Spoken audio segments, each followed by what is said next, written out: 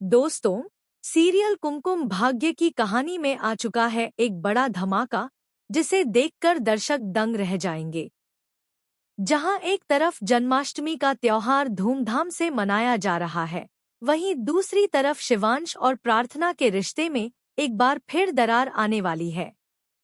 जी हाँ, कहानी अब ऐसे मोड़ पर पहुंच चुकी है, जहां प्यार, विश्वास और गलतफहमियों का खेल चरम पर होगा। खुशियों के बीच तूफान की आहट। शुरुआत होती है घर में जन्माष्टमी के पावन पर्व से। हर कोई रंगों, मिठाइयों और सजावट में व्यस्त है। माहौल बेहद खुशगवार है और लंबे समय बाद घर में सभी लोग चैन की सांस ले रहे हैं। शिवांश और प्रार्थना के बीच भी थोड़ी बहुत नोकझोंक के बाद सब कुछ ठीक होता हुआ नजर आ रहा है। दोनों एक दूसरे को मुस्कुराकर देख रहे हैं और ऐसा लगता है जैसे अब उनके रिश्ते में स्थिरता आने लगी है। लेकिन दोस्तों, यह खुशी ज्यादा देर तक टिक नहीं पाती, क्योंकि इस मौके का फायदा उठाने के लिए सोनालिका और बुआ माँ पहले से ही एक खतरनाक चाल चल चुकी होती हैं। सोनालिका की चालाकी। सोनालिका अब भी हार मानने वाली नहीं है।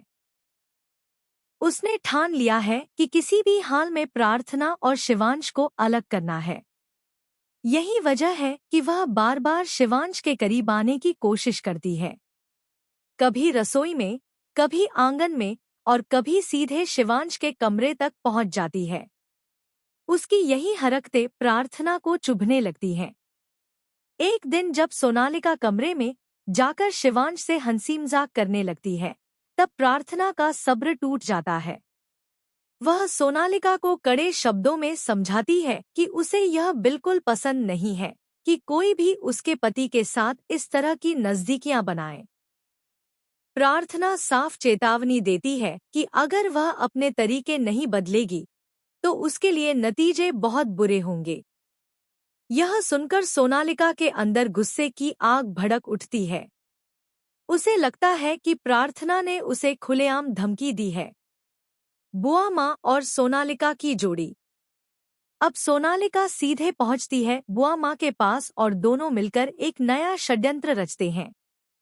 बुआ माँ पहले ही प्रार्थना से नफरत करती है और अब सोनालिका को भी एक मौका मिल जाता है। दोनों का प्लान साफ है। प्रार्थना को शिवांश की नजरों में गिराना और उसे ऐसा दिखाना कि वह बुआ माँ के खिलाफ जहर उगल रही है। बड़ा इल्जाम। कहानी में असली मोड़ तब आता है जब प्रार्थना भावनाओं में बहकर शिवांश से कुछ ऐसा कह देती है जिससे हालात और बिगड़ जाते हैं। प्रार्थना कहती है कि वह ये नहीं मानती कि बुआ माँ शिवांश से प्यार नहीं करती, लेकिन उनका प्यार निस्वार्थ नहीं है। उनके लिए सबसे पहले उनका स्वार्थ है और अपने मकसद के लिए वह किसी भी हद तक जा सकती हैं, इवन शिवांश की जान लेने तक। बस यही बात शिवांश को बर्दाश्त नहीं होती। वह अपनी बुआ माँ से आंख बंद करके प्यार करता है और उनके खिलाफ एक शब्द भी सुनना पसंद नहीं करता। शिवांश का गुस्सा। प्रार्थना की बातें सुनते ही शिवांश का गुस्सा 7वें आसमान पर पहुंच जाता है। वह प्रार्थना पर हाथ उठाने के लिए आगे बढ़ता है। उसकी आंखों में गुस्सा और दिल में दर्द साफ झलकता है। थप्पड़ उसके हाथ तक आ जाता है, लेकिन आखिरी पल में वह खुद को रोक लेता है।